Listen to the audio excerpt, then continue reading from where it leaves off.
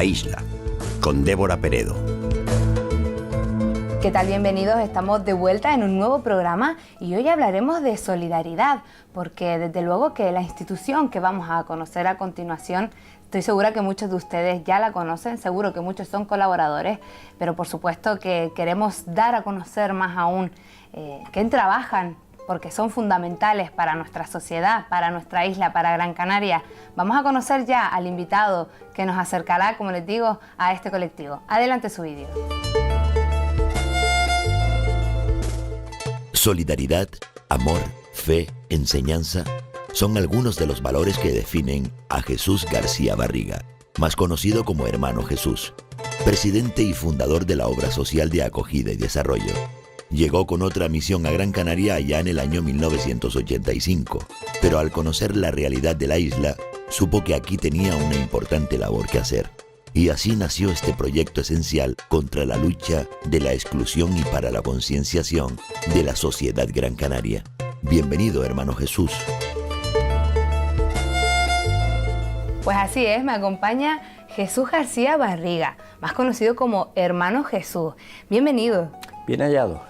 Bueno, yo lo primero que quería preguntarles, que estábamos aquí en el equipo un poco hablando, ¿por qué hermano? O sea, ¿qué diferencia hay? ¿Es sacerdote o no tiene por qué? Esto viene de atrás. Yo vine a Canarias, cuando vine a Canarias en el 85, era hermano de San Juan de Dios y vine para adaptar la ciudad de San Juan de Dios, que se hizo para niños que tenían secuelas de polio, y había que adaptarla, la polio desapareció, y había que adaptarla para niños con parálisis cerebral o niños de protección de menores. Y entonces esa fue mi misión, por eso yo llegué a Canarias, vine por 6 meses, y cuando me encontré en la situación en la que estaban pues dos colectivos muy determinados, que los chavales cuando terminaban la edad de escolarización obligatoria tenían algún tipo de discapacidad, se quedaban sin un trabajo y se quedaban sin posibilidades de seguir estudiando, porque lo normal era que no tenían la suficiente capacidad para seguir estudiando. Entonces, ese colectivo por una parte y por otra parte las personas que estaban abandonadas en la calle, empezamos a atenderlas. Entonces, como yo empecé en San Juan de Dios, los muchachos que vi allí me llamaban Hermano Jesús. Hermano Jesús. ¿Y de como ahí esos mismos muchachos vinieron después con nosotros, cuando fueron mayores, pues me siguieron llamando Hermano Jesús. Y a todo el mundo me conoce por Hermano Jesús. Y hay alguien que me dice el Padre Barriga, pero bueno. Pero no es así, pero ¿no? Sí, sí. Bueno, y lo cierto es que usted, después de todo ese trabajo que hizo con la obra de San Juan de Dios, usted es el fundador de la obra social de acogida y desarrollo, que es la razón principal por la que le hemos invitado hoy para acercarnos más a esta fundación y bueno, a esta asociación que tiene un trabajo fundamental, como decimos, en Gran Canaria, y que usted fue el fundador de esta obra. Bueno, lo de fundador me huele mal a coñac, ¿no? Entonces no. Bueno, hubo un equipo de personas y sobre todo esas dos realidades que eran muy sangrantes, que no me dejaban dormir. Entonces se puso en marcha, lo quise hacer desde San Juan de Dios. La orden no tenía en aquel momento, hoy menos, pero en aquel momento no tenía personal para poderlo hacer, y entonces fue cuando se hizo en Las Palmas, fuera de la orden, y tuve que salir de la orden para poder hacer esto. Y lo hice junto con un profesor que quería ayudar a la causa y uno de los antiguos alumnos. Entonces fuimos 3 personas y ahora hay un equipo multidisciplinar exquisito, que es lo que hacen posible la obra. Yo malamente intento coordinar los esfuerzos de todos para que lleguen a los que lo necesitan. ¿De qué año estamos hablando? Estamos hablando, la obra se creó en el 88, yo llegué en el 85 a Las Palmas de una forma muy circunstancial, en el sentido de que yo no quería venir a Las Palmas, no quería salir de la península y venir a Las Palmas, por la sencilla razón de que allí tenía yo una idea muy equivocada, lo que había aquí. Pensaba que la renta per cápita era alta, que la gente pues estaba como muy bien. ¿Usted pensaba que venía a un paraíso? Sí, sol y playa y muchos turistas, y el choque fue horroroso. Cuando yo por la mañana, yo llegué un domingo por la noche y aquella mañana ya tuve un contacto directo con el colegio, cuando me di cuenta que el 70% de los niños que había entonces pues eran de familias desestructuradas. yo sufrí casi un shock porque vi que realmente aquí no había que irse a África ni a Latinoamérica porque aquí no me necesitaban. Entonces me quedé esos 6 meses, que en la ciudad de San Juan de Dios fueron 3 años, se prolongó por 3 años. Se prolongó un poco, ¿no? Y después ya cuando vi esos 2 colectivos, sobre todo los chavales, que cuando lo cogíamos con 4 años, los metíamos en una burbuja, los trasladábamos y a los 18 años se tenían que ir a la calle y a unas situaciones como muy difíciles, ya digo, con familias desestructuradas, a polígonos muy pobres. En aquel momento, ya hoy está mejor, pero en aquel momento pensé Ginama, Las Remudas, las chabolas que había en la Puntilla, que ya no existen. Sí, repito, espera que no me sale la palabra. Analfabetización también había, ¿no? Fue una de esas necesidades que usted vio. Mucho, sí. Y había un problema muy grave, que era el año anterior empezó la reforma psiquiátrica, la ley de sanidad, que equiparó a los enfermos mentales al resto de los enfermos, y eso no es posible, porque entonces, claro, salieron todos los enfermos mentales a la calle y se confundían con alcohólicos porque tenían que consumir alcohol como un ansiolítico porque no tenían tratamiento. Yo recuerdo que para poder llevar los muchachos a sus casas me tuve que sacar el carnet de conducir porque la ciudad de San Juan de Dios está un poco alto, y cuando hacía las primeras prácticas y pasaba por el mercado de Vegueta, me encontraba ya por la mañana a las 8:30 a 20 o 30 personas, para que nos entiendan, borrachos, ¿no?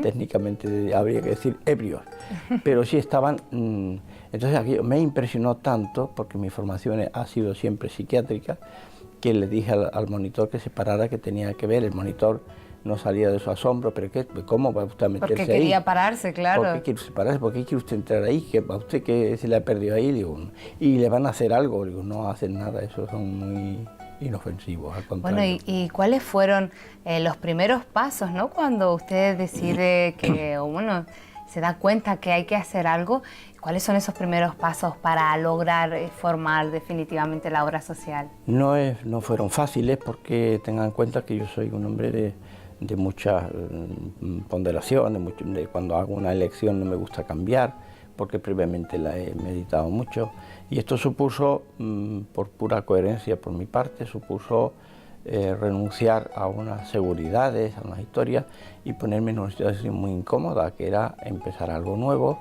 algo de lo que aquí no había ni idea que se podía hacer. En aquel momento existía mucho asistencialismo, poco desarrollo, y venía con unas ideas muy novedosas, en el sentido de que la gente, para hablar del desarrollo, decía: no hay que darles pescado, hay que enseñarles a pescar.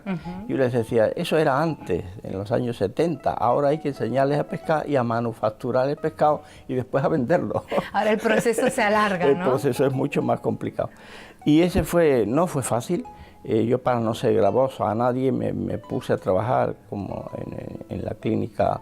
Entonces estaba la Clínica del Pino, en la unidad de hemodiálisis, y allí estuve 1 año, y con lo que ganaba íbamos comprando las primeras herramientas.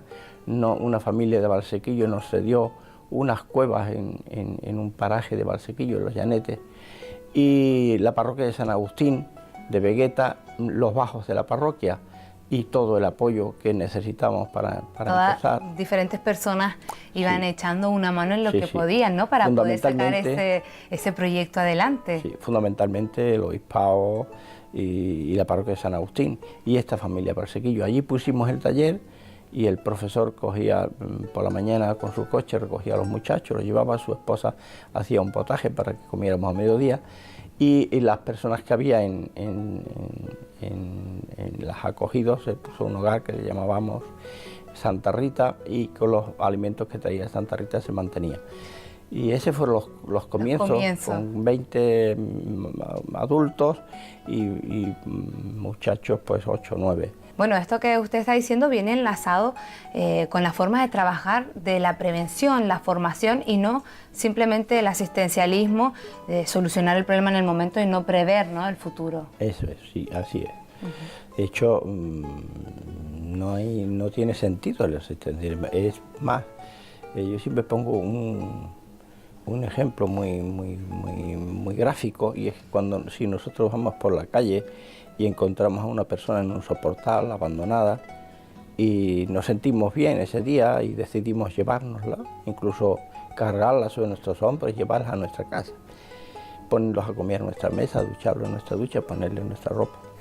Al final, cuando lo dejamos, el indigente habrá pensado que ha tenido suerte, que se ha encontrado con una persona buena, pero sus expectativas siguen siendo las mismas, su autoestima no se ha estimulado para nada, y sin embargo si se le coge y dice, yo te voy a prestar una ayuda, pero tienes tú que salir adelante, y hombro con él empezamos un proceso.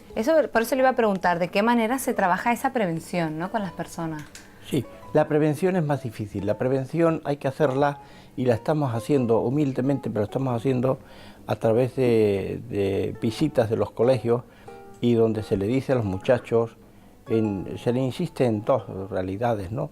Primero, lo nocivo que es el consumo de alcohol y de tóxicos, porque afectan fundamentalmente a las neuronas y merman la capacidad de pensamiento y de decisión, la atención, concentración y memoria.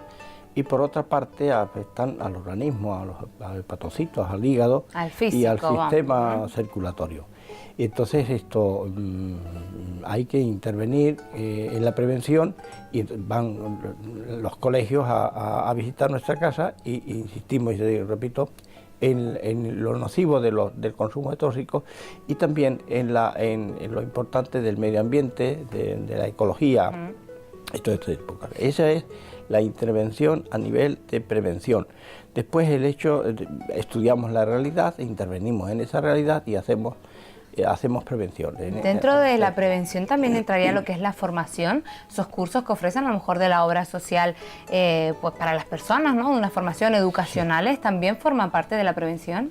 Sí, ahí hay dos colectivos muy determinados y cada uno tiene un tratamiento distinto. O sea, a los jóvenes se les capacita en un trabajo determinado, que tenemos un centro especial de empleo de tapicería, decoración, carpintería, ebanistería, y a los adultos lo que se hace es educarlos para que vuelvan otra vez al mundo laboral, si es posible, y si tienen una discapacidad, pues al mundo laboral protegido, que sería el Centro Especial de Empleo. Y para eso lo que se hace es, hay como 3 pasos. El primero sería terapia ocupacional, ocuparles el tiempo libre con actividades terapéuticas, labor terapia, que es lo mismo, pero ya perciben algunos beneficios para eso, que el importe del tabaco, del café y esas cosas. Y después experiencias laborales controladas, que es para que ellos saber hasta qué punto son capaces o no son capaces de una jornada de trabajo, de media jornada, si tienen que cambiar de actividad porque su patología así lo requiere, cada media hora, cada cuarto de hora cambiar de actividad. Y se perfila un trabajo, y una vez que se perfile ese trabajo se le busca adecuado a lo que se llama adecuación a puesto de trabajo. Y por ejemplo, esas ofertas, ¿no?, esos servicios que hacen, ¿a quién van dirigidos? ¿A qué público? ¿A qué personas? A todos en ¿Personas general que están en situación quizás de exclusión social, o es abierto a toda la sociedad? Los servicios que presta el Centro Especial de Empleo de Tapicería, Decoración, Carpintería, Ebanistería, la agricultura ecológica, es un servicio, es una empresa fundamentalmente con sentido y criterio empresarial. Lo que ocurre es que no reparte beneficios, sino que por eso es de ánimo no lucrativo, que los beneficios se invierten para mantener la casa hogar y para ampliar los servicios que prestamos.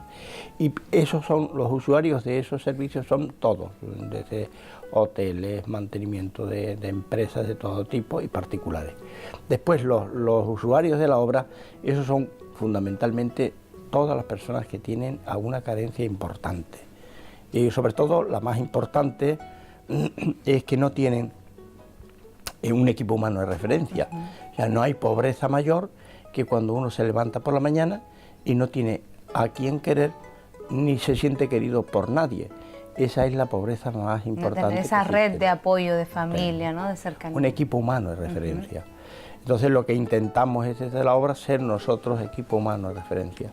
Evidentemente nunca seremos una familia, pero sí seremos un equipo humano de referencia en lo que nos ocuparemos de que vaya bien vestido, de que tenga unas habilidades sociales determinadas, unos hábitos correctos de todo tipo, de alimentación, de higiene, de relaciones interpersonales, etc. Bueno, resulta curioso cómo usted contaba que en esos principios, por allá en el año 80 y algo, 88, a usted le alarmó esa situación por la que pasaba, ¿no? Esta isla, Gran Canaria, esta sociedad, ¿no? Pues esos colectivos quizá con los que tuvo contacto y en la actualidad realmente también estamos pasando momentos muy difíciles, la sociedad, los ciudadanos. ¿Ha visto usted ese cambio? ¿Cree que Sí. todavía, digamos, es alarmante la situación? Es muy alarmante la situación. Yo no soy catastrofista, soy una persona que es optimista por naturaleza, pero también al mismo tiempo tenemos que ser realistas. Y yo disfrutaría mucho diciendo que mañana cierra la obra porque no tiene usuarios, pero por desgracia eso no lo puedo decir. Y de hecho mantenerla abierta significa un esfuerzo sobrehumano para buscar los recursos necesarios para no cerrar, y en eso estamos. Pero lo que sí es cierto es que esos dos colectivos siguen estando y lejos de disminuir, aumentan, porque esta crisis que hemos tenido se ha mantenido mucho en el tiempo y ha hecho que las bolsas de pobreza se alimenten de todos los que han caído, de todos los que han fracasado, de todos los que se han quedado en el paro con una edad determinada, por encima de los 45 años, y eso ya no los vuelven a llamar. Y los muchachos cuando empiezan no tienen dónde agarrarse. Entonces, por ejemplo, todos los muchachos que salían de protección oficial, de los centros de protección oficial o de educación especial, esos, el que podía trabajar difícil, ¿no? tenían ellos alguna salida con mano de obra poco cualificada, pues el mundo de la construcción. Ahora ese mundo está parado y esos muchachos salen a la calle y no tienen exactamente nada que Entonces, hacer. Esa es una forma nueva de pobreza y muy dramática, porque ya no estamos asistiendo a las personas en el último tramo de su vida, estamos asistiendo a las personas en un tramo que es fundamental, que un joven tenga perspectivas de futuro, que pueda crear una familia, que pueda hacer un proyecto de vida en común con otras personas y que tenga alegría de vivir y una razón por la que vivir. Bueno, y eso la tenemos nosotros que crear de alguna manera. Por supuesto, para eso colaboran con nosotros tantísimas personas, muchas entidades y también los organismos públicos. La gente cuando acude en busca de una ayuda, de un apoyo, ¿no?, a la obra social, hoy en día estoy hablando, lo hacen, digamos, como la última opción después de haber contado pues con prestaciones sociales, con administraciones públicas, o es al contrario, huyen de ese miedo a la institución pública y quizá pues de perder a los hijos por estar en una situación muy, muy complicada, de no poder mantenerlos, y van primero a la obra social. ¿Cuál es el caso de la gente que acude? Lo normal es que es el último recurso. Nosotros somos un recurso que está para las personas que están abandonadas en la calle o los que no tienen ninguna otra alternativa. Y ellos, por las vías normales y legales, ellos buscan salida y no la encuentran. Entonces, cuando o bien consumen tóxicos, o bien, y a nosotros nos los trae normalmente la policía local o Protección Civil, las asociaciones de vecinos nos avisan que existe una situación muy dramática en una casa con un miembro de la familia enfermo mental, alcohólico, o que sencillamente se han quedado en la absoluta indigencia y no tienen por dónde salir, les da vergüenza pedir. En fin, hay mucho drama detrás de todo este tipo de cosas. Y de una u otra manera siempre llegan y nosotros intentamos dar una respuesta, no siempre la tenemos, pero sí que siempre tenemos capacidad de escucha, y con la capacidad de escucha, sobre todo las personas que tienen problemas serios, cuando se les escucha atentamente y las personas son capaces de verbalizar cuál es su situación, encontramos que el 50% del problema se le ha ido y el otro 50%, a poco que nosotros aportemos un 25% y el otro 25% sale adelante. Ya sale adelante, ¿no? Sí, la capacidad de escucha atenta y analítica de la situación para podernos poner... De estar ahí, ¿no?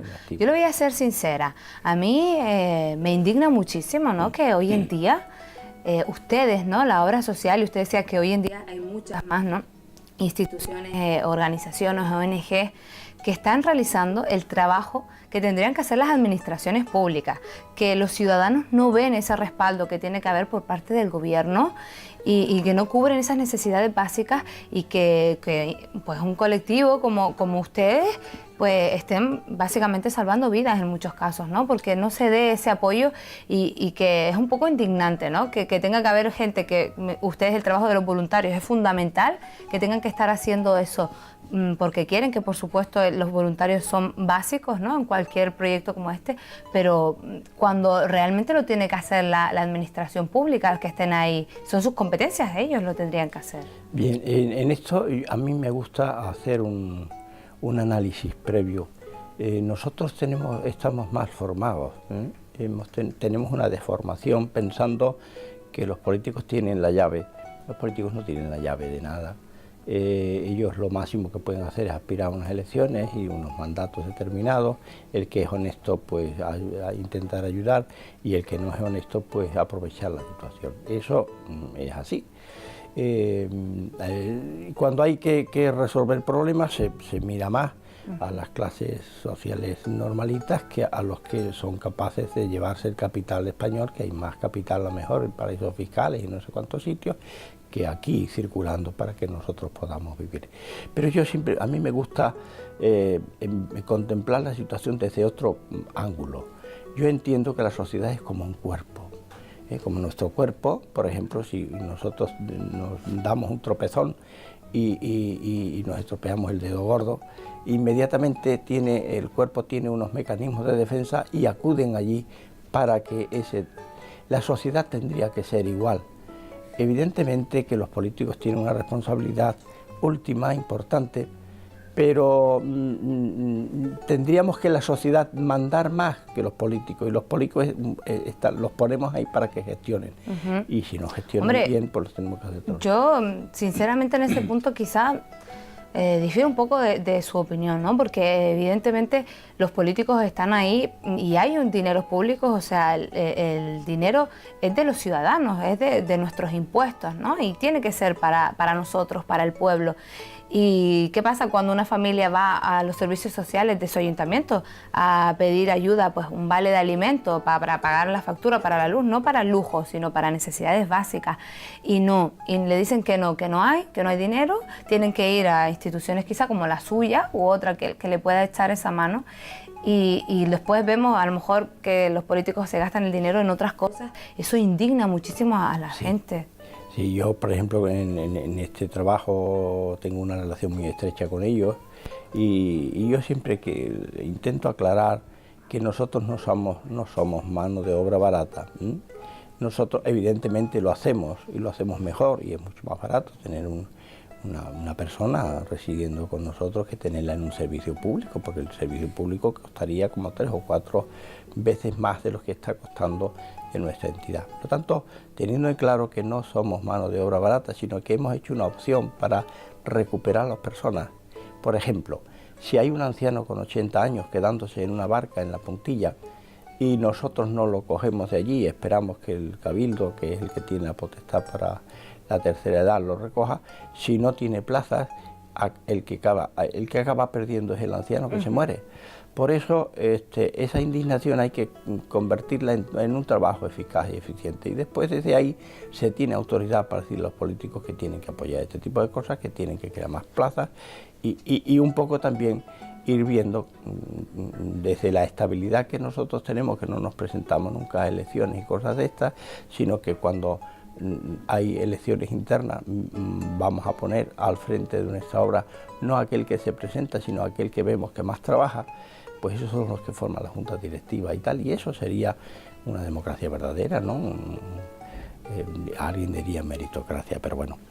Pero quedando muy claro, y tiene toda la razón, es que nos tenemos que indignar cuando esto no ocurre, porque evidentemente el dinero es de todos y ellos lo administran. Pues yo entiendo, conozco muy de primera mano a los que se dedican a los servicios sociales, y ellos son los primeros indignados porque el resto de políticas, porque aquello es muy grande, pues se dedican a otras cosas, y muchas veces no oculto que se puede utilizar para cosas que rentablemente son más útiles. Más útiles, no, más rentables en votos que en esto. Por ejemplo, los pobres no tienen capacidad de presión, no se organizan, no forman manifestaciones, no, y una asociación de vecinos o tal sí que se organiza, que forman y que hacen una presión y que el voto se puede ir en una dirección o en otra, sobre todo si hay demagogos que detrás están manejando la situación. Entiendo también que, bueno, esta última parte, ¿no?, que digamos ha un poco comprendido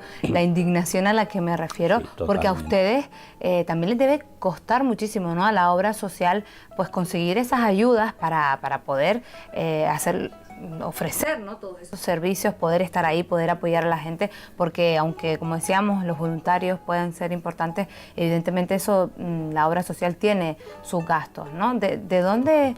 Claro, tendrán que hacer su calas benéficas o otras actividades, sí, para poder obtener, digamos, ese dinero. En cambio, una administración simplemente subiendo los impuestos, sin preguntar, digamos, sin consultar al pueblo, ya tienen, ¿no?, ese beneficio. Sin embargo, ustedes, el trabajo es primero más costoso y luego más a largo plazo, ¿no?, que tienen que esperar un tiempo para recuperar esa... Sí, cuando la obra se creó con la idea de que se pudiera autofinanciar.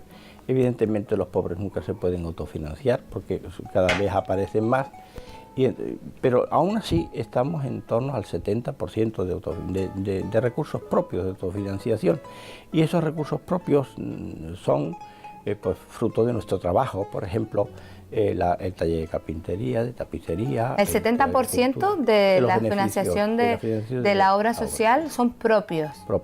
Y los socios benefactores que te dan una cantidad mensual, bimensual, trimestral, semestral o anual, ¿no? Y damos un paso más, y entonces hemos puesto una red de tiendas de segunda mano para que con esa mentalidad de cuerpo, que la sociedad es un cuerpo, ¿no? La sociedad, y es curioso porque la sociedad en los sectores más desfavorecidos son los que nos están ayudando más. Todo lo que no se usa en casa lo traen a la obra social, nosotros lo adecentamos y tenemos una red de 8 tiendas de segunda mano.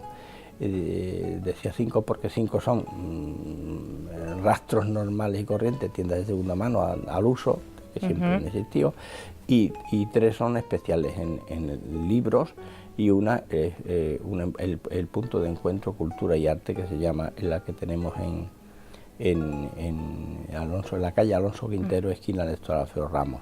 Allí se dan clases de pintura, de cultura general, otra serie de actividades, ¿no? Sí, una serie de actividades que son más lúdicas. Más lúdicas y culturales, fundamentalmente. Bueno. Bien, pues con todo ese beneficio evitamos que la gente tire cosas y que esas aprovechar cosas se pueden aprovechar con unos céntimos. Después llega a las personas que no pueden ir a comprar las nuevas, y estamos resolviendo problemas importantes, ¿no? Entonces esas tiendas están situadas en las zonas que son más deprimidas o muy próximas a las zonas más deprimidas, ¿no? Bueno, hermano Jesús, le voy a pedir unos minutos para irnos a publicidad. Estamos hablando, la verdad que es un tema muy importante. No voy a decir interesante porque desde luego que lo es, pero importante, ¿no? Como puede ser esa labor tan importante que realizan, y me repito, desde la obra social, ¿no? Que es ayuda, que es apoyo, que es estar ahí para los ciudadanos. Y seguro que nos quedan tengo muchísimas preguntas que hacerle todavía al respecto, así que nos vamos unos minutos a publicidad, y queridos espectadores, no se vayan, que seguimos en unos minutos en la isla.